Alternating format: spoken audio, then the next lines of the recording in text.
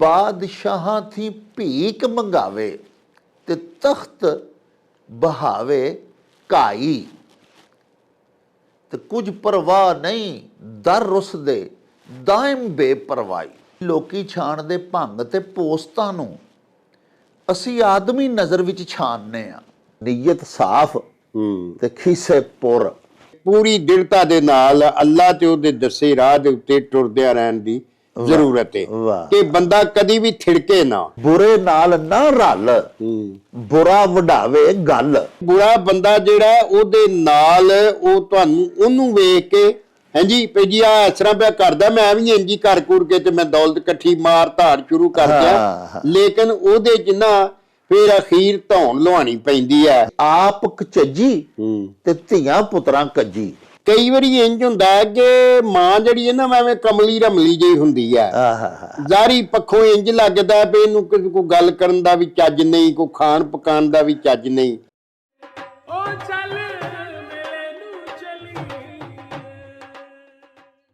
ਬਿਸਮਿल्लाहिर्रहमानिर्रहीम। ਸ਼ੁਰੂ ਖੁਦਾ ਦੇ ਨਾਮੋਂ ਜਿਸ ਦਾ ਜੋੜ ਜਵਾਬ ਨਾ ਕੋਈ, ਜਿਸ ਦੀ ਰਹਿਮਤ ਬਖਸ਼ਿਸ਼ ਵਾਲਾ ਅੰਤ ਹਿਸਾਬ ਨਾ ਕੋਈ। ਦੁਨੀਆ ਭਰ ਵਿੱਚ ਵਸਣ ਵਾਲੇ ਪੰਜਾਬੀਓ ਤੇ ਸਾਡੇ ਪਿਆਰੇ ਵੇਖਣ ਵਾਲਿਓ, ਅਸਲਾਮੁ ਅਲੈਕੁਮ, ਸਤਿ ਸ੍ਰੀ ਅਕਾਲ, ਨਮਸਕਾਰ ਤੇ ਢੇਰ ਢੇਰ ਸਲਾਮਾਂ। ਪੰਜਾਬੀ ਮਾਂ ਬੋਲੀ ਦੇ ਜ਼ੁਬਾਨੋ ਅਦਬ ਤੇ ਸਕਾਫਤ ਦੇ ਫਰੋਗ ਤੇ ਵਧਾਵੇ ਤੇ ਚੜ੍ਹਤਲ ਤੇ ਸਿੱਖਿਆ ਲਈ ਸ਼ੁਰੂ ਕੀਤੇ ਜਾਣ ਵਾਲੇ ਤੁਹਾਡੇ ਆਪਣੇ YouTube ਚੈਨਲ ਮੇਲਾ TV ਦੇ ਉੱਤੇ ਤੁਹਾਨੂੰ ਦਿਲ ਦੀਆਂ ਡੂੰਘਾਈਆਂ ਤੋਂ ਸਤ ਬਿਸਮਿਲ੍ਲਾ ਤੇ ਜੀ ਆਇਆਂ ਨੂੰ ਆਖਦੇ ਆ। ਸਾਹਿਬੋ, ਸਾਡੀ ਇਹ ਬੇਨਤੀ ਹੈ ਭਈ ਆਪਣੇ ਇਸ ਮੇਲਾ TV ਨੂੰ ਸਬਸਕ੍ਰਾਈਬ ਕਰ ਲਵੋ, ਨਾਲ ਬਣਿਆ ਹੋਇਆ ਘੰਟੀ ਦਾ ਨਿਸ਼ਾਨ ਜ਼ਰੂਰ ਦਬਾਇਆ ਜੇ। ਸਾਹਿਬੋ, ਸਾਡੇ ਵਲੌਗਸ ਨੂੰ ਲਾਈਕ ਤੇ ਆਪਸ ਦੇ ਵਿੱਚ ਤੇ ਪੰਜਾਬੀ ਪਿਆਰਿਆਂ ਦੇ ਹਲਕਿਆਂ ਦੇ ਵਿੱਚ ਸ਼ੇਅਰ ਜ਼ਰੂਰ ਕਰਿਆ ਕਰੋ। ਨਾਲੇ ਆਪਣੇ ਕਮੈਂਟਸ ਸਾਨੂੰ ਜ਼ਰੂਰ ਭਿਜਵਾਇਆ ਕਰੋ, ਜਿਹੜੇ ਕਿ ਸਾਡੇ ਲਈ ਬੜੀ ਹਲਾਸ਼ੇਰੀ ਦਾ ਮੂਜਬ ਹੁੰਦੇ ਨੇ। ਤੇ ਨਾਲੇ ਅਸੀਂ ਤੁਹਾਡੇ ਕਮੈਂਟਸ ਦੇ ਚਾਨਣੇ ਆਪਣੀ ਗੱਲਬਾਤ ਨੂੰ ਮਜ਼ੀਦ ਨਿਖਾਰਨ, ਸ਼ਿੰਗਾਰਨ ਤੇ ਸਵਾਰਨ ਦਾ ਆਰ ਤੇ ਯਤਨ ਵੀ ਕਰਦੇ ਰਹਿੰਦੇ ਆ। ਪਿਆਰਿਓ, ਸਾਡੇ ਇੱਕ ਪਰਮਾਨੈਂਟ ਵਿਊਅਰ ਨੇ, ਬੜੇ ਸਾਡੇ ਮੋਹਸਨ ਬਜ਼ੁਰਗ, ਬੜੇ ਪਿਆਰ ਕਰਨ ਵਾਲੇ ਹਾਜੀ ਸਫਦਰ ਹੁਸੈਨ, ਪਿੰਡ ਉਹਨਾਂ ਦਾ ਰਾਂਝਾ ਹੈ, ਡਿਸਟ੍ਰਿਕਟ ਜੇਹਲਮ ਦੇ ਨਾਲ ਉਹਨਾਂ ਦਾ ਤਾਲੁਕ ਹੈ। ਨਾ ਸਿਰਫ ਪੰਜਾਬੀ ਜ਼ੁਬਾਨ ਦੇ ਨਾਲ ਬੜਾ ਪਿਆਰ ਕਰਦੇ ਨੇ, ਬਲਕਿ ਹਜ਼ਰਤ ਮੀਆਂ ਮੁਹੰਮਦ ਬਖਸ਼ ਸਾਹਿਬ ਆਰਿਫ ਖੜੀ ਰੂਮੀ ਪਾਕਿਸਤਾਨ ਦੇ ਵੀ ਬਹੁਤ ਵੱਡੇ ਆਸ਼ਿਕ ਨੇ। ਅਕਸਰ ਹਜ਼ੂਰ ਮੀਆਂ ਸਾਹਿਬ ਦੇ ਬੜੇ ਬੜੇ ਪਿਆਰੇ ਚੁਨੀਦਾ ਅਸ਼ਆਰ ਸਾਨੂੰ ਭਿਜਵਾਉਂਦੇ ਰਹਿੰਦੇ ਨੇ ਤੇ ਅਸੀਂ ਫਿਰ ਉਹਨਾਂ ਸ਼ੇਰਾਂ ਦੇ ਤਰਜਮੇ ਤੇ ਆਪਣੀ ਬਿੱਤ ਮੁਜਬ ਉਹਨਾਂ ਦੀ ਸ਼ਰ੍ਹਾ ਤੁਹਾਡੇ ਹਜ਼ੂਰ ਬਿਆਨ ਕਰਦੇ ਰਹਿੰਦੇ ਆ। ਅੱਜ ਵੀ ਉਹਨਾਂ ਇੱਕ ਬੜਾ ਹੀ ਪਿਆਰਾ ਸ਼ੇਰ ਭਿਜਵਾਇਆ ਹੈ। ਆਰਿਫੇ ਖੜੀ ਲਿਖਦੇ ਨੇ ਅੱਲਾ ਪਾਕ ਦੀਆਂ ਕੁਦਰਤਾਂ ਬਾਰੇ, ਫਰਮਾਉਂਦੇ ਨੇ ਵੀ ਬਾਦਸ਼ਾਹਾਂ ਥੀ ਭੀਖ ਮੰਗਾਵੇ ਤੇ ਤਖਤ ਬਹਾਵੇ ਘਾਈ। ਤੇ ਕੁਝ ਪਰਵਾਹ ਨਹੀਂ ਦਰ ਰੁੱਸਦੇ ਦਾਇਮ ਬੇਪਰਵਾਹੀ। ਪਿਆਰਿਓ, ਅੱਲਾ ਪਾਕ ਅਲਾ ਕੁੱਲ ਸ਼ੈਇਨ ਕਦੀਰ, ਹਰ ਚੀਜ਼ ਤੇ ਕਾਦਰ ਹੈ। ਇੱਕ ਗੱਲ ਤੇ ਦੂਸਰੀ ਅੱਲਾ ਪਾਕ ਸੱਚੇ ਸਾਹਿਬ ਦੀ ਇੱਕ ਹੋਰ ਸਿਫਤ ਹੈ ਕਿ ਅੱਲਾਹੁ ਸਮਦ, ਅੱਲਾ ਪਾਕ ਬੇਨਿਆਜ਼ ਨੇ। ਇਹਨਾਂ ਦੋਵਾਂ ਸਿਫਾਤ ਨੂੰ ਇਸ ਇੱਕ ਸ਼ੇਰ ਵਿੱਚ ਹਜ਼ਰਤ ਮੀਆਂ ਮੁਹੰਮਦ ਬਖਸ਼ ਸਾਹਿਬ ਸਰਕਾਰ ਨੇ ਇਕੱਠਾ ਕੀਤਾ ਹੈ। ਫਰਮਾਉਂਦੇ ਨੇ ਕਿ ਬਾਦਸ਼ਾਹਾਂ ਕੋਲੋਂ ਜੇ ਅੱਲਾ ਪਾਕ ਸੱਚਾ ਸਾਹਿਬ ਚਾਵੇ, ਅੱਲਾ ਪਾਕ ਨਾਰਾਜ਼ ਹੋ ਜਾਏ, ਕਹਿਰਵਾਨ ਹੋ ਜਾਏ ਮੇਰਾ ਮਾਲਿਕ, ਤੇ ਬਾਦਸ਼ਾਹ ਭੀਖ ਮੰਗਣ ਤੇ ਮਜਬੂਰ ਹੋ ਜਾਂਦੇ ਨੇ, ਗਦਾਗਰੀ ਕਰਦੇ ਫਿਰਦੇ ਨੇ। ਵਾਲੀਆਂ ਨੇ ਤਖਤ, ਰਿਆਸਤਾਂ ਦੇ ਫਰਮਾ ਰਵਾ ਮੰਗਦੇ ਫਿਰਦੇ ਨੇ ਸੜਕਾਂ 'ਤੇ। ਅੱਲਾ ਪਾਕ ਸੱਚੇ ਸਾਹਿਬ ਨੂੰ ਜੇ ਗੁੱਸਾ ਚੜ੍ਹ ਜਾਏ ਤੇ, ਅੱਲਾ ਨਾਰਾਜ਼ ਹੋ ਜਾਏ ਤੇ ਅਜਿਹੇ ਵਕਤ ਆ ਜਾਂਦੇ ਨੇ ਕਿ ਫਰਮਾ ਰਵਾ ਜਿਹੜੇ ਨੇ ਗਦਾਗਰੀ ਤੇ ਮਜਬੂਰ ਹੋ ਜਾਂਦੇ ਨੇ, ਬਾਦਸ਼ਾਹਾਂ ਤੋਂ ਭੀਖ ਮੰਗਾਵੇ ਤੇ ਤਖਤ ਬਹਾਵੇ ਘਾਈ। ਤੇ ਜੇ ਮੇਰਾ ਬਾਦਸ਼ਾਹ ਜਿਹਦੀਆਂ ਸਾਰੀਆਂ ਦੁਨੀਆਵਾਂ ਜਿੰਨੀਆਂ ਨੇ ਉਹਦੀਆਂ ਨੇ, ਜਿੰਨੇ ਆਲਮੀਨ ਨੇ ਉਹਦੇ ਨੇ, ਜਿੰਨੇ ਜੱਗ ਨੇ ਉਹਦੇ ਨੇ। ਪਿਆਰਿਓ, ਧਰਤੀ ਇੱਕ ਜਾਂ ਜਿੰਨੀਆਂ ਵੀ ਧਰਤੀਆਂ ਨੇ, ਜਿੰਨੀਆਂ ਗਲੈਕਸੀਜ਼ ਨੇ, ਜਿੰਨੇ ਸਿਤਾਰੇ ਸਿਆਰੇ ਨੇ, ਜਿਸ ਕਦਰ ਮਖਲੂਕਾਤ ਨੇ, ਮਾਲਕ ਤੇ ਖਾਲਕ ਤੇ ਅੱਲਾ ਹੀ ਹੋਇਆ ਨਾ ਜੀ। ਤੇ ਫਿਰ ਉਹਦੀ ਮਲਕੀਅਤ ਨੇ। ਤੇ ਜਦੋਂ ਦਿਲ ਕਰੇ ਆਪਣੀ ਮਲਕੀਅਤ ਵਾਪਸ ਲੈ ਲਵੇ, ਅਲ ਮੁਲਕੋ ਲਿਲਾ, ਬਾਦਸ਼ਾਹੀ ਅੱਲਾ ਦੀ ਹੈ, ਮੁਲਕ ਅੱਲਾ ਦਾ। ਤੇ ਸਾਹਿਬੋ, ਮੁਲਕ ਵੀ ਰੱਬ ਦਾ ਤੇ ਮਲਕੀਅਤ ਵੀ ਰੱਬ ਦੀ ਤੇ ਬਾਦਸ਼ਾਹੀ ਵੀ ਰੱਬ ਦੀ। ਤੇ ਫਿਰ ਜਦੋਂ ਚਾਹੇ ਜਿਹਨੂੰ ਮਰਜ਼ੀ ਬਹਾ ਦੇਵੇ ਸਰਬਰਾਹੀ ਦੇ ਵਾਸਤੇ ਮੁਲਕ ਦੇ ਤਖਤ ਦੇ ਉੱਤੇ, ਤੇ ਜਦੋਂ ਚਾਹੇ ਮਸਨਦ ਦੇ ਇਕਤਦਾਰ ਤੋਂ ਥੱਲੇ ਲਾ ਦੇਵੇ। ਮੀਆਂ ਮੁਹੰਮਦ ਸਾਹਿਬ ਫਰਮਾਉਂਦੇ ਨੇ ਕਿ ਜੇ ਸ਼ਹਿਨਸ਼ਾਹ ਚਾਹਵੇ ਤੇ ਬਾਦਸ਼ਾਹਾਂ ਨੂੰ ਭੀਖ ਮੰਗਣ ਤੇ ਮਜਬੂਰ ਕਰ ਦਿੰਦਾ, ਤੇ ਮਿਹਰਬਾਨ ਹੋਵੇ ਤੇ ਘਾਹ ਖੋਤਰਨ ਵਾਲਿਆਂ ਨੂੰ ਤਖਤਾਂ ਤੇ ਬਹਾ ਦਿੰਦਾ। ਕਹਿਰਵਾਨ ਹੋਵੇ ਤੇ ਬਾਦਸ਼ਾਹ ਮੰਗਦੇ ਫਿਰਦੇ ਨੇ, ਭਿੱਖਿਆ ਮੰਗਣ ਤੇ ਮਜਬੂਰ ਹੋ ਜਾਂਦੇ ਨੇ। ਤੇ ਮਿਹਰਬਾਨ ਹੋਵੇ ਤੇ ਫਿਰ ਪਿਆਰਿਓ ਘਾਹ ਖੋਤਰਨ ਵਾਲੇ ਤਖਤ ਸ਼ਾਹੀ ਦੇ ਉੱਤੇ ਬੈਠ ਜਾਂਦੇ ਨੇ। ਤੇ ਕੁਝ ਪਰਵਾਹ ਨਹੀਂ ਦਰ ਉਸ ਦੇ, ਦਾਇਮ ਬੇਪਰਵਾਹੀ, ਅੱਲਾਹੁ ਸਮਦ। ਬਾਬਾ ਜੀ ਬੁੱਲੇ ਸ਼ਾਹ ਸਾਹਿਬ ਸੈਯਦ ਵੀ ਦੇ ਫਰਮਾਇਆ ਸੀ ਨਾ ਕਿ ਪ੍ਰਵਾਸਾ ਕੀ ਅਸ਼ਨਾਈ ਦਾ, ਡਰ ਲੱਗਦਾ ਬੇਪਰਵਾਹੀ ਦਾ। ਅੱਲਾਹ ਪਾਕ ਬੇਨਿਆਜ਼ ਵੀ ਤੇ ਹੋਏ ਨਾ, ਇਸ ਵਾਸਤੇ ਇੰਤਹਾਈ ਮੁਅੱਦਬ ਹੋ ਕੇ ਆਪਣੇ ਅੱਲਾਹ ਪਾਕ ਦੇ ਹਜ਼ੂਰ, ਅੱਲਾਹ ਪਾਕ ਦੇ ਬੰਦੇ ਨੂੰ, ਜਦੋਂ ਬੰਦਾ ਹੈ ਹੀ ਬੰਦਗੀ ਕਰਨ ਦੇ ਵਾਸਤੇ ਵੇ, ਤੇ ਅੱਲਾਹ ਪਾਕ ਤੋਂ ਡਰਦਿਆਂ ਹੋਇਆਂ, ਅੱਲਾਹ ਪਾਕ ਦੇ ਖੌਫ ਨੂੰ ਹਮੇਸ਼ਾ ਪੇਸ਼ੇ ਨਜ਼ਰ ਰੱਖਦਿਆਂ ਹੋਇਆਂ ਹਯਾਤੀ ਬਿਤਾਣੀ ਚਾਹੀਦੀ ਹੈ। ਇਹੋ ਹੀ ਪਿਆਰਿਓ ਮੈਸੇਜ ਇਸ ਖੂਬਸੂਰਤ ਸ਼ੇਰ ਦੇ ਵਿੱਚ ਹਜ਼ੂਰ ਮੀਆਂ ਮੁਹੰਮਦ ਬਖਸ਼ ਸਾਹਿਬ ਨੇ ਅੱਲਾਹ ਪਾਕ ਦੇ ਬੰਦਿਆਂ ਨੂੰ ਦਿੱਤਾ ਹੈ। ਇੱਥੇ ਮੈਂ ਇੱਕ ਛੋਟਾ ਜਿਹਾ ਵਾਕਿਆ ਤੁਹਾਡੇ ਹਜ਼ੂਰ ਬਿਆਨ ਕਰਨਾ ਚਾਹੁੰਦਾ।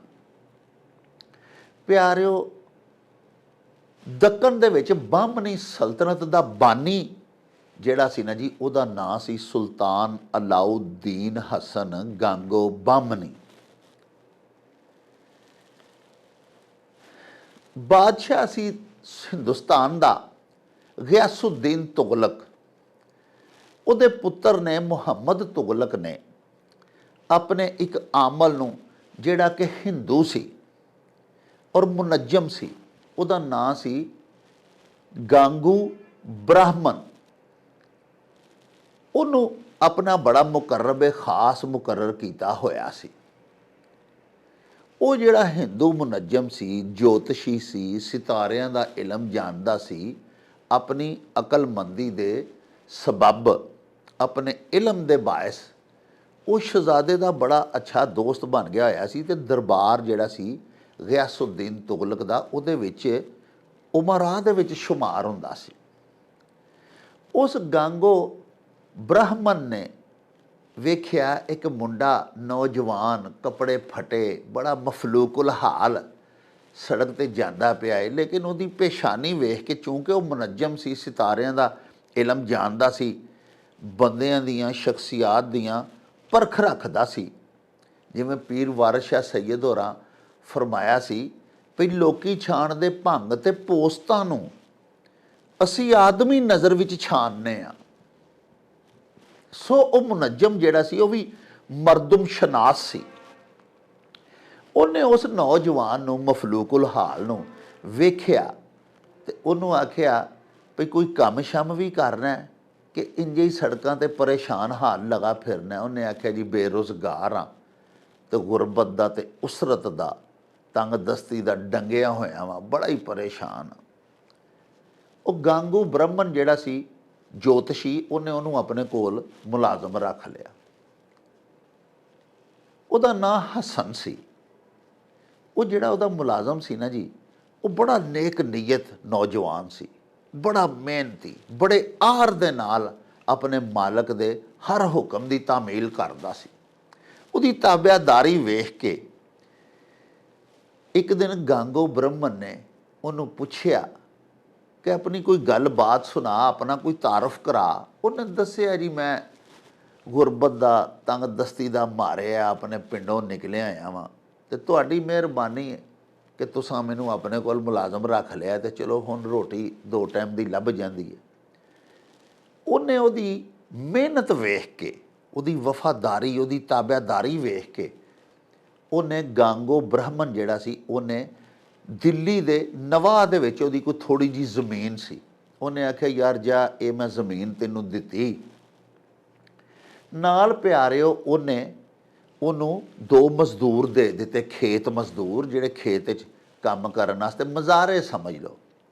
ਅਤੇ ਨਾਲ ਉਹਨੇ 2 ਉਹਨੂੰ ਢੱਗੇ ਦਿੱਤੇ, ਬੈਲ ਜਿਨ੍ਹਾਂ ਨੂੰ ਅਸੀਂ ਆਖਦੇ ਹਾਂ, ਜੋੜੀ ਢੱਗਿਆਂ ਦੀ ਦਿੱਤੀ।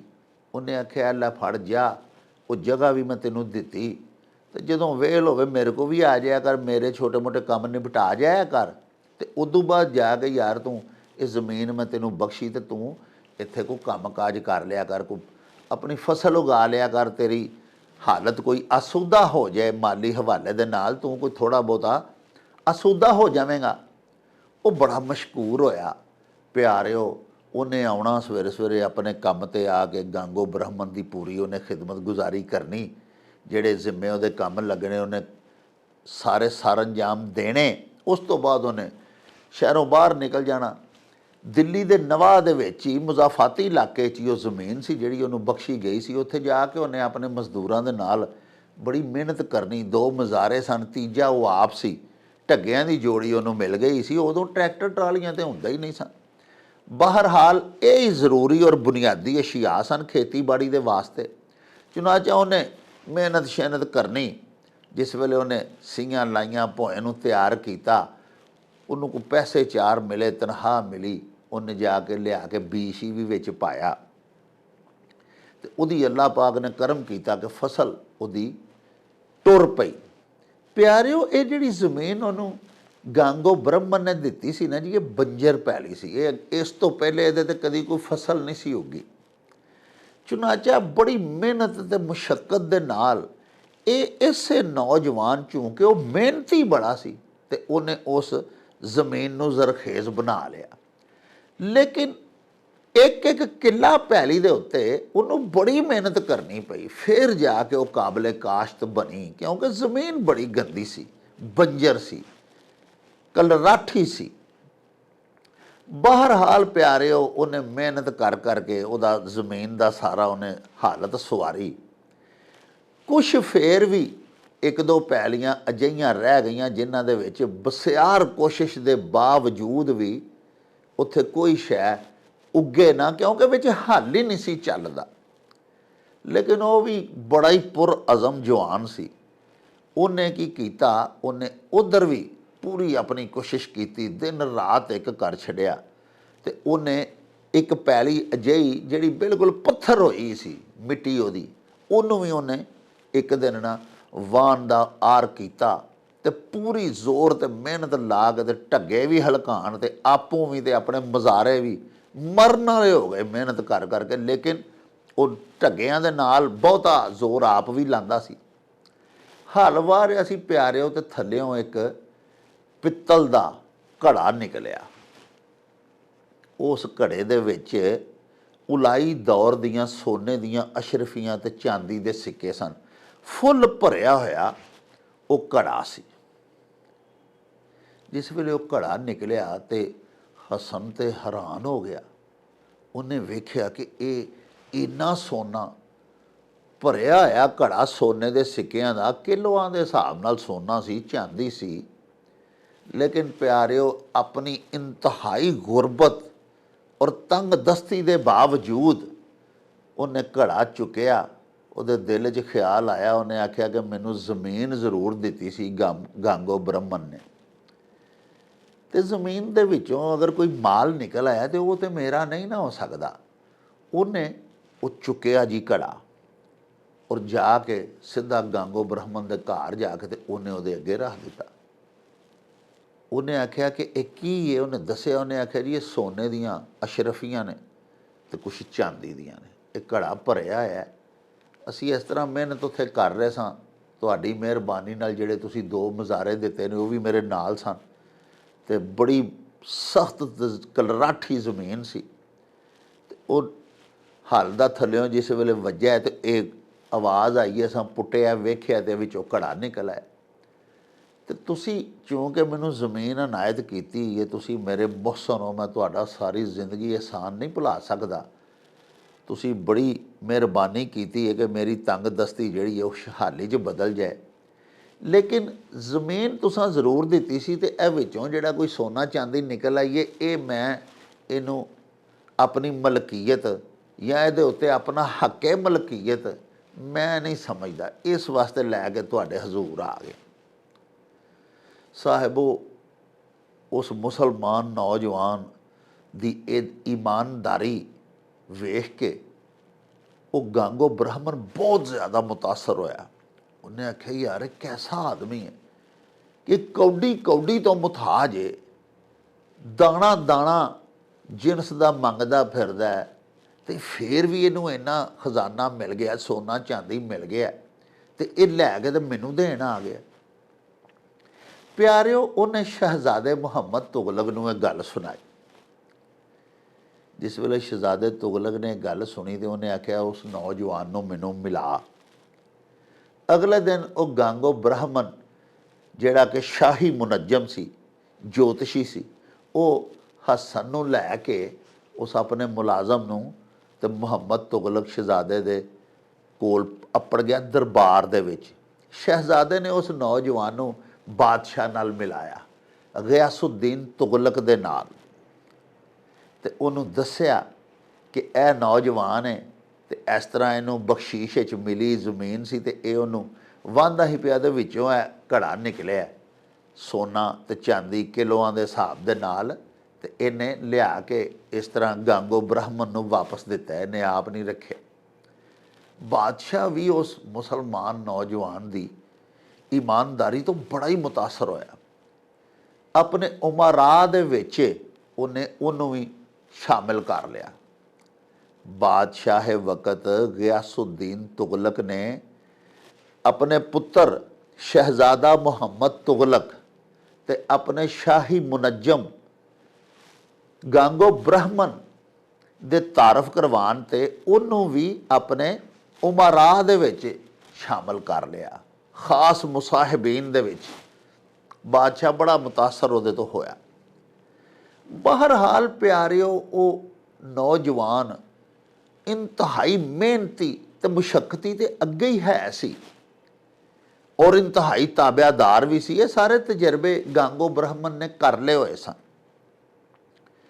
ਬਾਦਸ਼ਾਹ ਵਕਤ ਨੇ ਵੀ ਉਹਦੀਆਂ ਗੱਲਾਂ ਸੁਣ ਕੇ ਆਪਣੇ ਸ਼ਾਹੀ ਮੁਨੱਜਮ ਦੀਆਂ ਅਤੇ ਉਹਨੂੰ ਮਜ਼ੀਦ ਕਰੀਬ ਕਰ ਲਿਆ। ਪਿਆਰਿਓ, ਇਸ ਤਰ੍ਹਾਂ ਉਹ ਇੱਕ ਬੰਜਰ ਜ਼ਮੀਨ ਦੇ ਉੱਤੇ ਜਿਹੜੀ ਕਿ ਬਖਸ਼ੀਸ਼ ਵਿੱਚ ਉਹਨੂੰ ਮਿਲੀ ਸੀ, ਮੁਫਤ ਖੈਰਾਤ ਵਿੱਚ ਉਹਨੂੰ ਜ਼ਮੀਨ ਉਹ ਮਿਲੀ ਸੀ, ਔਰ ਉਸ ਜ਼ਮੀਨ ਦੇ ਉੱਤੇ ਘਾਹ ਬੂਟ ਖੋਤਰਨ ਵਾਲਾ, ਕਲਰਾਠੀ ਜ਼ਮੀਨ ਨੂੰ ਜ਼ਰਖੇਜ਼ ਬਣਾਉਣ ਵਾਲਾ ਆਪਣੀ ਮਿਹਨਤ ਦੇ ਨਾਲ ਉਹ ਘਾਹ ਖੋਤਰਦਾ ਫਿਰ ਇੱਕ ਵਕਤ ਆਇਆ ਕਿ ਉਹ ਦੱਕਨ ਦੇ ਤਖਤ 'ਤੇ ਬੈਠਾ, ਔਰ ਪਿਆਰਿਓ ਬਹਮਨੀ ਸਲਤਨਤ ਦਾ ਉਹ ਫਿਰ ਬਾਨੀ ਹੋਇਆ। ਉਸ ਤੋਂ ਫਿਰ ਟੁਰੀ, ਉਸ ਤੋਂ ਬਾਅਦ ਉਹਦੀਆਂ ਔਲਾਦਾਂ ਕਈ 100 ਸਾਲ ਹੁਕਮਰਾਨ ਰਹੀਆਂ।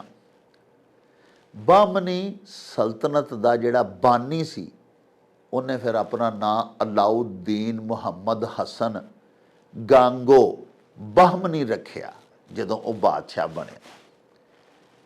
ਅਤੇ ਪਿਆਰਿਓ, ਇਹਦੇ ਵਿੱਚ ਤੁਹਾਨੂੰ 2 ਗੱਲਾਂ ਸੁਣਾਉਣੀਆਂ ਸਨ। ਇੱਕ ਤਾਂ ਤੁਸੀਂ ਦੇਖੋ ਕਿ ਅੱਲਾਹ ਪਾਕ ਦੀ ਕੁਦਰਤ ਕਿ ਕਿਸ ਤਰ੍ਹਾਂ ਇੱਕ ਮਫਲੂਕੁਲ ਹਾਲ ਨੌਜਵਾਨ ਇੰਤਹਾਈ ਤੰਗ ਦਸਤ ਅਤੇ ਉਸਰਤ ਦਾ ਅਤੇ ਗੁਰਬਤ ਦਾ ਮਾਰਿਆ ਹੋਇਆ, ਅੱਲਾਹ ਪਾਕ ਨੇ ਉਹਨੂੰ ਰਫਤਾ ਰਫਤਾ ਬਾਦਸ਼ਾਹ ਬਣਾ ਦਿੱਤਾ, ਘਾਹ ਖੋਤਰਨ ਵਾਲੇ ਨੂੰ।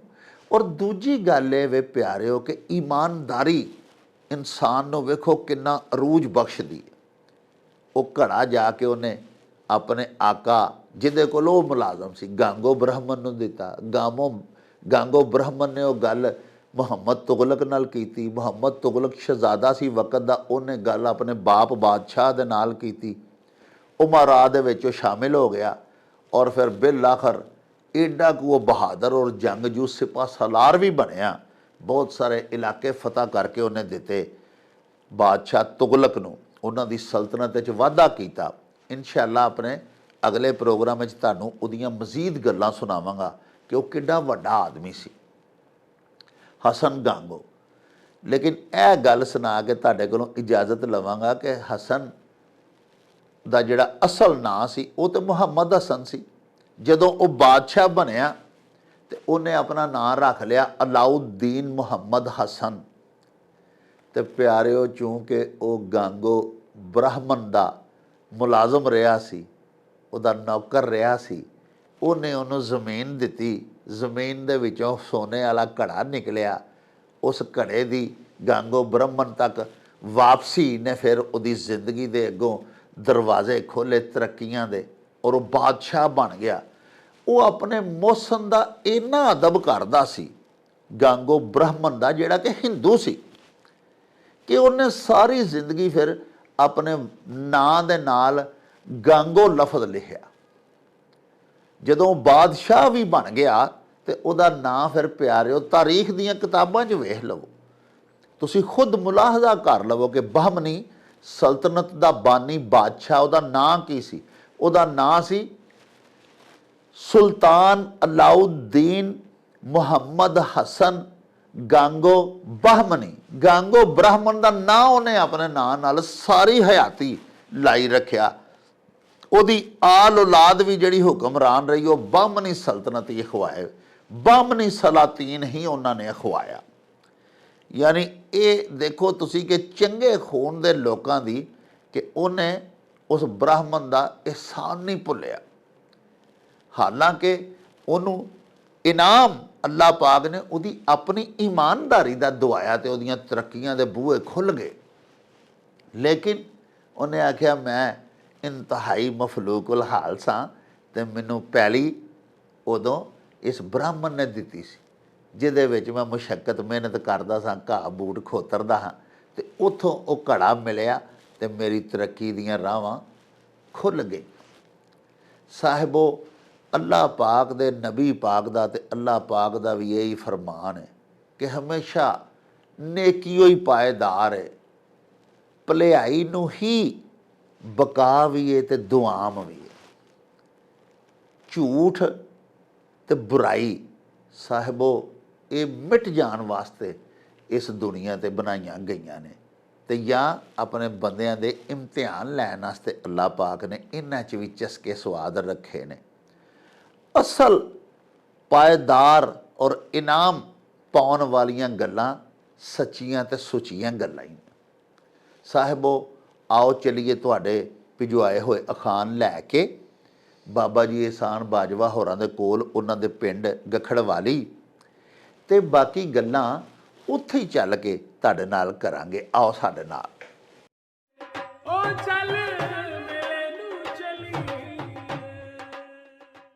अस्सलाम वालेकुम जनाब बाजवा साहब। जी वालेकुम सलाम जनाब भट्ट साहब, की हाल चाल है? डॉक्टर साहब राजी बाजी हो? खैरा ने जी, अल्लाह पाक दा एहसान, तुहाड़ियां दुआवां मेरी सरकार।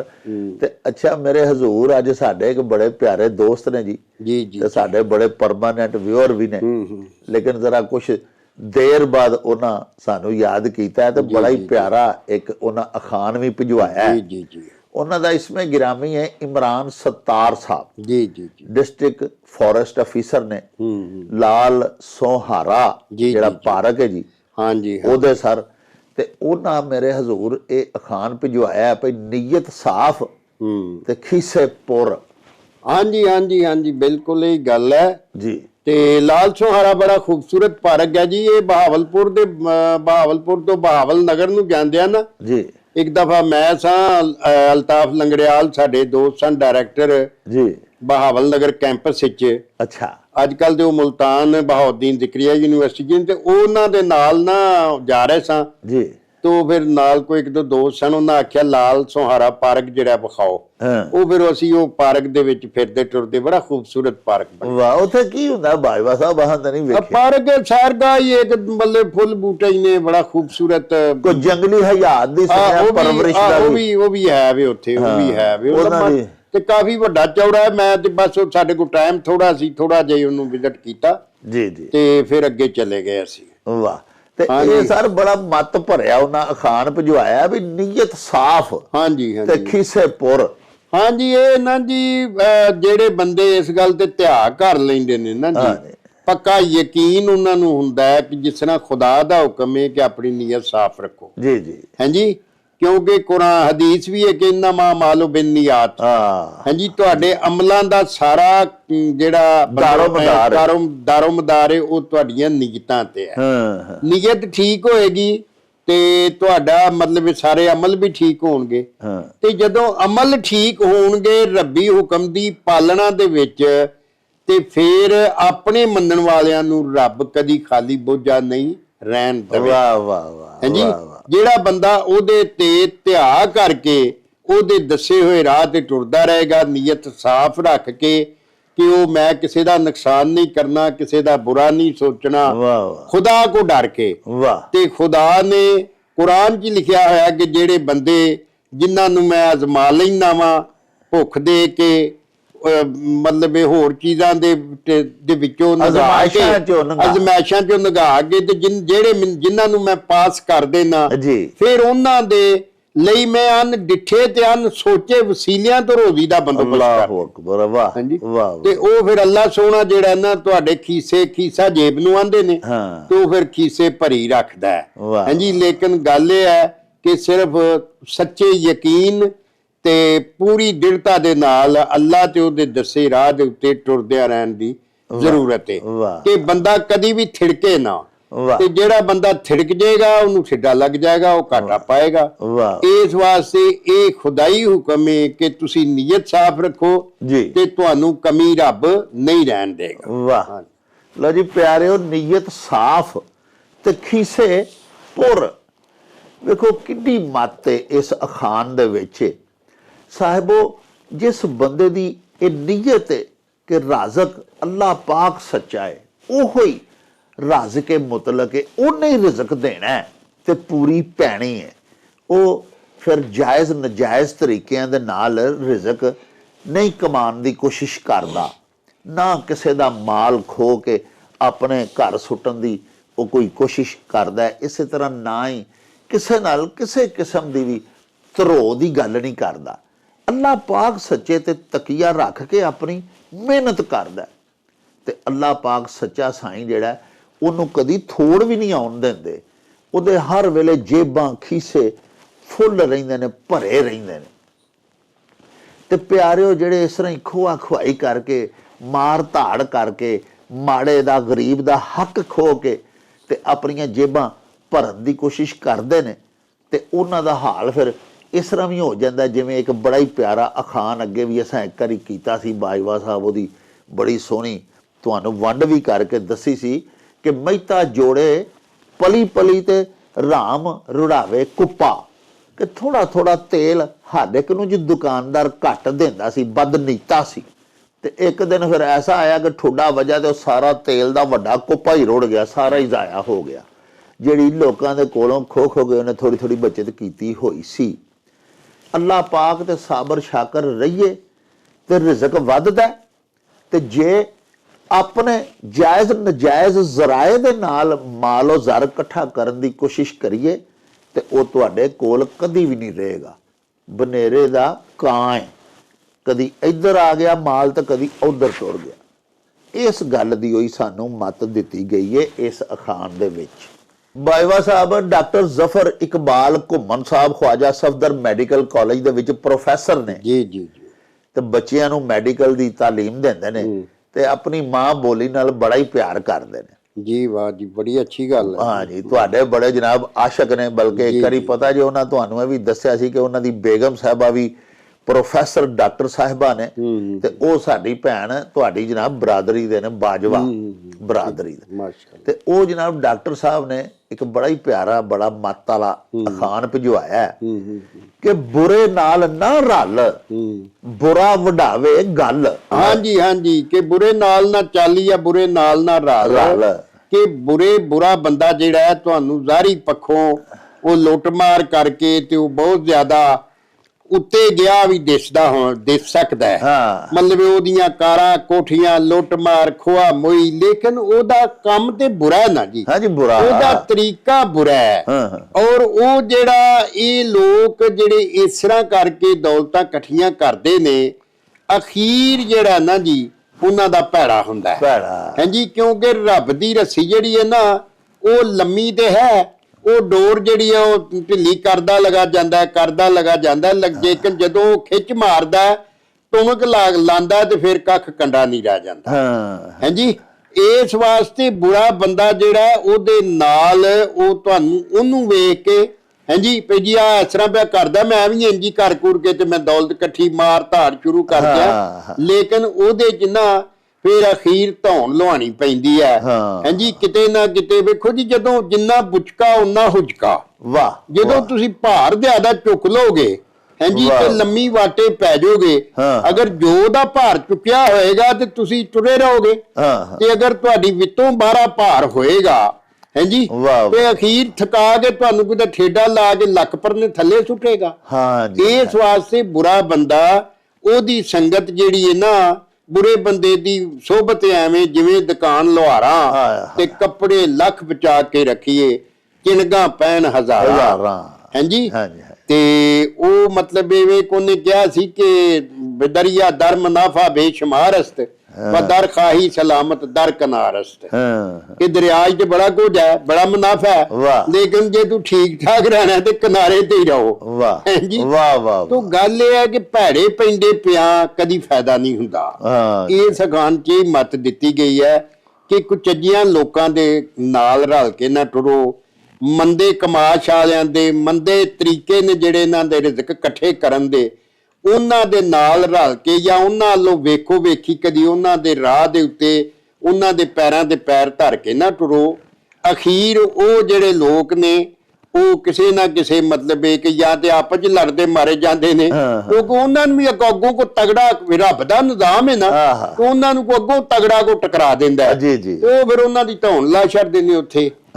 ਇਸ ਵਾਸਤੇ ਮਤਲਬ ਸਾਨੂੰ ਮਤਲਬ ਬੁਰੇ ਬੰਦੇ ਦੀ ਕਦੀ ਸਲਾਹਣਾ ਨਹੀਂ ਕਰਨੀ ਚਾਹੀਦੀ ਕਿ ਵੇਖੋ ਜੀ ਉਹ ਬੜਾ ਜੀ ਉਹਨੇ ਦੌਲਤ ਇਕੱਠੀ ਕਰ ਲਈਏ। ਬੰਦਾ ਪੁੱਛੇ ਸੀ ਵੀ ਕੀਤੀ ਕਿਵੇਂ ਸੂ ਹਾਂਜੀ, ਉਹਦਾ ਵੇਖੋ ਨਾ, ਮਿਹਨਤ ਕਰਨਾ ਤਾਂ ਕੋਈ ਪਾਪ ਨਹੀਂ ਹੈ, ਮਿਹਨਤ ਕਰੋ, ਰਾਤੀ ਜਾਗ ਕੇ ਵੀ ਕਰੋ, ਸਾਰਾ ਕੁਝ ਕਰੋ, ਲੇਕਿਨ ਲੁੱਟ ਮਾਰ ਨਾ ਕਰੋ। ਜਿਹੜੇ ਲੁੱਟ ਮਾਰ ਕਰਕੇ ਬੁਰਿਆਂ ਤਰੀਕਿਆਂ ਨਾਲ ਮਿਹਨਤ ਕਰਕੇ ਜਿਹੜਾ ਸਾਨੂੰ ਜ਼ਾਹਰੀ ਤੌਰ ਤੇ ਜਾਪਦੇ ਨੇ, ਉਹ ਲੋਕ ਜਿਹੜੇ ਨੇ ਉਹਨਾਂ ਦਾ ਅਖੀਰ ਅੰਤ ਚੰਗਾ ਨਹੀਂ। ਲਓ ਜੀ ਸਾਹਿਬੋ, ਬੁਰੇ ਨਾਲ ਨਾ ਰਲ, ਬੁਰਾ ਵਡਾਵੇ ਗੱਲ। ਬਾਜਵਾ ਸਾਹਿਬ ਨੇ ਵੇਖੋ ਕਿੰਨੀ ਸੋਹਣੀ ਇਹਦੀ ਵੰਡ ਕੀਤੀ, ਬੜਾ ਸੋਹਣਾ ਨਖੇੜਾ ਕੀਤਾ।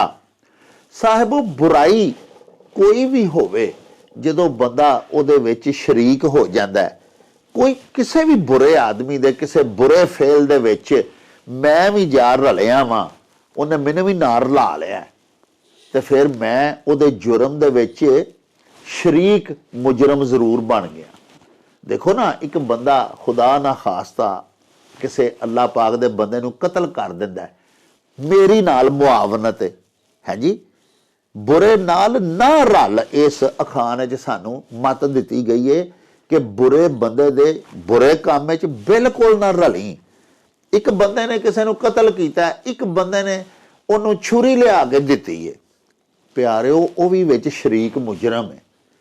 ਤੇ ਜਿਸ ਵੇਲੇ ਹੁਣ ਉਹ ਕਾਤਲ ਬੁਰਾ ਜਿਹੜਾ ਜਿਹਨੇ ਆਪਣੇ ਬੁਰੇ ਫੇਲ ਨਾਲ ਇੱਕ ਬੰਦੇ ਨੂੰ ਕਤਲ ਕੀਤਾ, ਉਹਨੂੰ ਸਜ਼ਾਏ ਮੌਤ ਹੋਏਗੀ, ਤੇ ਉਹ ਨਾਲ ਦੇ ਜਿਹਨੇ ਛੁਰੀ ਲਿਆ ਕੇ ਦਿੱਤੀ ਸੀ ਉਹਨੂੰ ਕਮ ਅਜ਼ ਕਮ ਉਮਰ ਕੈਦ ਤੇ ਹੋਵੇਗੀ ਨਾ, ਜੇ ਉਹਨੂੰ ਵੀ ਸਜ਼ਾਏ ਮੌਤ ਨਾ ਹੋਈ। ਅਵਲ ਤੇ ਉਹ ਵੀ ਨਾਲ ਪੂਰਾ ਸ਼ਰੀਕ ਮੁਜਰਮ ਹੈ, ਆਲਾ ਕਤਲ ਤੇ ਉਹਨੇ ਲਿਆ ਕੇ ਦਿੱਤਾ ਨਾ ਜੀ।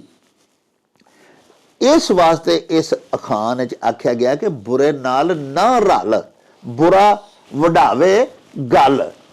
ਤੇ ਬੜਾ ਪਿਆਰਾ ਇੱਕ ਹੋਰ ਮੱਤ ਵਾਲਾ ਸ਼ੇਰ ਇਹ ਵੇ ਵੀ ਚੰਗਿਆਂ ਦੇ ਲੜ ਲੱਗ ਕੇ ਮੇਰੀ ਝੋਲੀ ਫੁੱਲ ਪਏ ਤੇ ਮੰਦਿਆਂ ਦੇ ਨਾਲ ਰਲ ਕੇ ਮੇਰੇ ਅਗਲੇ ਵੀ ਡੁੱਲ ਗਏ। ਤੇ ਬੰਦਾ ਨਾ ਸਿਰਫ ਮੁਸੀਬਤ ਵਿੱਚ ਗ੍ਰਿਫਤਾਰ ਹੋ ਜਾਂਦਾ ਹੈ, ਬੰਦਾ ਜ਼ੇਰੇ ਤਾਜ਼ੀਰ ਆ ਜਾਂਦਾ ਹੈ, ਸਜ਼ਾ ਹੋ ਜਾਂਦੀ ਹੈ, ਕਾਨੂੰਨ ਦਾ ਸ਼ਿਕੰਜਾ ਉਹਦੀ ਗਰਦਨ ਨੱਪ ਲੈਂਦਾ, ਬਲਕਿ ਪਿਆਰਿਓ ਆਪਣੀ ਤੇ ਆਪਣੇ ਪੂਰੇ ਕੂੜਮੇ ਦੀ, ਟੱਬਰ ਦੀ, ਖਾਨਦਾਨ ਦੀ ਬੇਇੱਜ਼ਤੀ ਦਾ ਵੀ ਸਬੱਬ ਬਣਦਾ ਹੈ। ਪੱਲੇ ਵੀ ਕੱਖ ਨਹੀਂ ਰਹਿੰਦਾ, ਨਾ ਮਾਲ ਤੇ ਨਾ ਇੱਜ਼ਤ। ਇਸ ਵਾਸਤੇ ਬੁਰਾਈ ਦੇ ਕਿਸੇ ਕੰਮ ਦੇ ਵਿੱਚ ਸਾਨੂੰ ਸ਼ਰੀਕ ਨਹੀਂ ਹੋਣਾ ਚਾਹੀਦਾ। ਅੱਲਾਹ ਪਾਕ ਨੂੰ ਰਾਜ਼ੀ ਰੱਖਣ ਵਾਸਤੇ ਵੀ ਇਹ ਬੜਾ ਜ਼ਰੂਰੀ ਹੈ। ਬਾਜਵਾ ਸਾਹਿਬ ਜ਼ਿਲ੍ਹਾ ਜਲੰਧਰ ਦੀ ਤਹਿਸੀਲ ਨਕੋਦਰ ਤੇ ਸਤਪਾਲ ਸੈਣੀ ਸਾਹਿਬ ਜੀ ਸਾਡੇ ਬੜੇ ਪਿਆਰੇ ਦੋਸਤ ਨੇ, ਅਖਾਨ ਬੜੇ ਬੜੇ ਕੰਮ ਦੇ ਸਾਨੂੰ ਭਿਜਵਾਉਂਦੇ ਰਹਿੰਦੇ ਨੇ।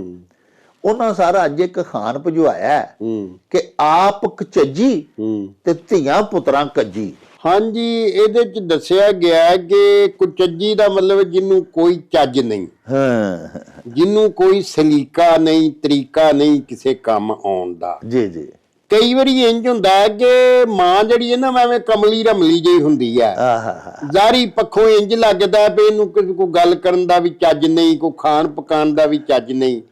ਲੇਕਿਨ ਜਦੋਂ ਉਹਦੇ ਵੱਲ ਕੋਈ ਪੁੱਤਰ ਹੋ ਪੈਂਦੇ ਨੇ, ਧੀਆਂ ਹੋ ਪੈਂਦੀਆਂ ਨੇ, ਭਰ ਪਰਿਵਾਰੀ ਹੋ ਜਾਂਦੀ ਏ, ਅੱਗੋਂ ਫਿਰ ਪੁੱਤਰ ਸਮਝਦਾਰ ਹੁੰਦੇ ਨੇ, ਆਪਣੇ ਕੰਮਾਂ ਕਾਰਾਂ ਤੇ ਚਲੇ ਜਾਂਦੇ ਨੇ, ਧੀਆਂ ਵੀ ਸਿਆਣੀਆਂ ਹੁੰਦੀਆਂ ਨੇ, ਤੇ ਉਹ ਫਿਰ ਨਾ ਉਦੋਂ ਮਤਲਬ ਇਹ ਵੇ ਕਿ ਉਹਦਾ ਜਿਹੜਾ ਚੱਜ ਹੈ ਨਾ ਜਾਂ ਉਹਦਾ ਵਲਲ ਹਾਂਜੀ ਉਹ ਕੱਜਿਆ ਜਾਂਦਾ ਹੈ ਹਾਂਜੀ। ਤੇ ਮਤਲਬ ਇਹ ਕਿ ਲੋਕੀ ਸਮਝਦੇ ਨੇ ਕਿ ਵੇਖੋ ਜੀ ਮਾਂ ਤੇ ਇਹਨਾਂ ਦੀ ਐਵੇਂ ਵਲੱਲੀ ਜਿਹੀ ਸੀ, ਚੱਜੀ ਜਿਹੀ ਸੀ, ਤੇ ਪੁੱਤਰ ਇਹਦੇ ਏਡੇ ਸਿਆਣੇ ਨੇ, ਕਮਾਊ ਪੁੱਤਰ ਨੇ, ਧੀਆਂ ਵੀ ਇਹਦੀਆਂ ਬੜੀਆਂ ਸਮਝਦਾਰ ਨੇ, ਤੇ ਬੜੇ ਸੋਹਣੇ ਤਰੀਕੇ ਨਾਲ ਇਹਨਾਂ ਆਪਣੇ ਆਪ ਨੂੰ ਬਣਾ ਲਿਆ ਹਾਂਜੀ।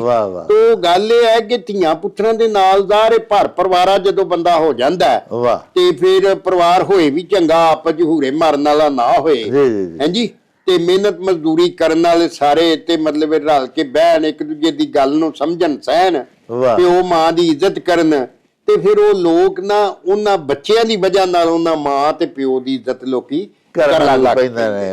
ਹਾਂਜੀ, ਤੋਂ ਉੱਥੇ ਇਹ ਅਖਾਨ ਬੋਲਦੇ ਨੇ ਹਾਂਜੀ ਕਿ ਆਪ ਕੁਚੱਜੀ ਆਪ ਵਲੱਲੀ ਤੇ ਮਤਲਬ ਧੀਆਂ ਪੁੱਤਰਾਂ ਕੱਜੀ। ਵਾਹ, ਲੋ ਜੀ ਪਿਆਰਿਓ, ਆਪ ਕੁਚੱਜੀ ਤੇ ਧੀਆਂ ਪੁੱਤਰਾਂ ਕੱਜੀ, ਬੜਾ ਸੋਹਣਾ ਬਾਜਵਾ ਸਾਹਿਬ ਸਾਨੂੰ ਸਮਝਾਇਆ। ਗੁਜ਼ਾਰਿਸ਼ ਇਹ ਵੇ ਕਿ ਆਪ ਮਾਂ, ਜਿਵੇਂ ਬਾਜਵਾ ਸਾਹਿਬ ਦੱਸਿਆ ਕਿ ਬਿਲਕੁਲ ਝੱਲੀ ਵਲੱਲੀ ਰਮਲੀ ਕਮਲੀ ਹੋਵੇ ਨਾ ਜੀ, ਤੇ ਧੀਆਂ ਪੁੱਤਰ ਚੰਗੇ ਨਿਕਲ ਆਉਣ। ਪਿਆਰਿਓ, ਮਾਜ਼ੀ ਕਰੀਬ ਦੀ ਗੱਲ ਏ ਕਿ ਬਿਲਕੁਲ ਨਾ ਖਵਾਂਦਾ, ਅਨਪੜ੍ਹ, ਚਿੱਟੇ ਅਨਪੜ੍ਹ ਮਾਪੇ ਸਾਦੇ ਹੋਣੇ ਤੇ ਮਾਸ਼ਾਅੱਲਾ ਬੱਚਿਆਂ ਪੜ੍ਹ ਕੇ ਬੜੇ ਬੜੇ ਵੱਡੇ ਮੁਕਾਮਾਤ ਤੇ ਰੁਤਬਿਆਂ ਦੇ ਉੱਤੇ ਪੜ ਜਾਣਾ। ਔਲਾਦ ਚੰਗੀ ਨਿਕਲ ਆਵੇ ਤੇ ਮਾਂ ਬਾਪ ਦੀ ਉਹ ਸਾਦਾ ਲੋਕੀ, ਉਹਨਾਂ ਦਾ ਉਹ ਭੋਲਪਨ, ਉਹ ਜਿਹੜੇ ਝੱਲ ਵਲੱਲਾਪਨ ਹੁੰਦਾ ਮਾਪਿਆਂ ਦਾ, ਉਹ ਸਾਰਾ ਕੱਜ ਕੱਤਦਾ ਖਤਮ ਹੋ ਜਾਂਦਾ।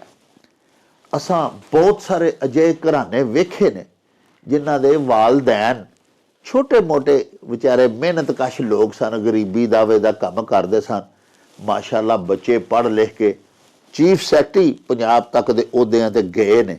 ਸੋ ਔਲਾਦ ਚੰਗੀ ਨਿਕਲ ਆਵੇ ਜੀ, ਤੇ ਮਾਪਿਆਂ ਦਾ ਜਿਹੜਾ ਛੋਟਾ ਮੋਟਾ ਕੋਈ ਕੱਜ ਹੁੰਦਾ ਨਾ, ਕੋਈ ਟੇਢ ਹੁੰਦਾ, ਉਹ ਵੀ ਕੱਜ ਕੱਤਦਾ। ਔਰ ਅੱਲਾਹ ਪਾਕ ਉਹਨਾਂ ਨੂੰ ਵੀ ਇੱਜ਼ਤ ਦੇ ਦਿੰਦਾ, ਕਿਉਂਕਿ ਪੁੱਤਰ ਤੇ ਫਿਰ ਉਹਨਾਂ ਦਾ ਹੀ ਹੁੰਦਾ, ਧੀ ਤੇ ਉਹਨਾਂ ਦੀ ਹੀ ਹੁੰਦੀ ਹੈ ਨਾ ਜੀ, ਜਿਹੜੀ ਕਿਸੇ ਆਲਾ ਰੁਤਬੇ ਤੇ ਅਪੜ ਜਾਂਦੀ ਹੈ।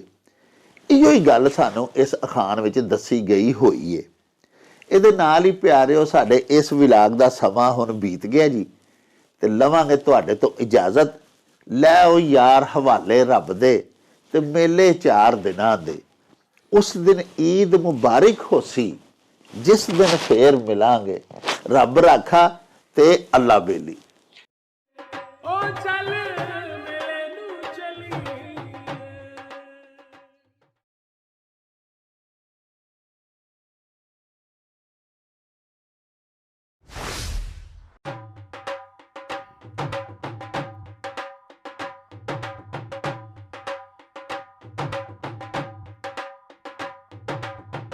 ਰੌਣਕ ਹੋ ਜਾਉ ਛੱਟ ਵੇ, ਚੱਲ ਮੇਲੇ ਨੂੰ ਚਲੀਏ ਓ ਰੌਣਕ ਹੋ ਜਾਊ ਛੱਡ ਵੇ ਚੱਲ ਮੇਲੇ ਨੂੰ ਚਲੀਏ ਮੱਲੋ ਕੱਢ ਕੁੜ ਦੇ